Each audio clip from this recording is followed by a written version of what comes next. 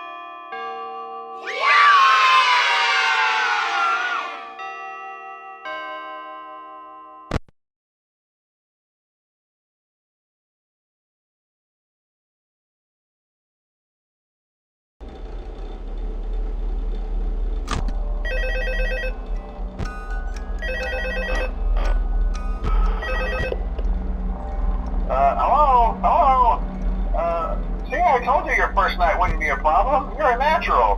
By now I'm sure you've noticed the older models sitting in the back room. Those are from the previous location, and we just use them for parts now.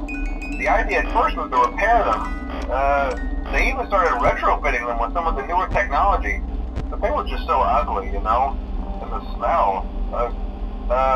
So the company decided to just go in a whole new direction and make them super kid-friendly. Those older ones shouldn't be able to walk around, but if they do, the whole Freddy head trick should work on them too, so whatever. I loved those old characters.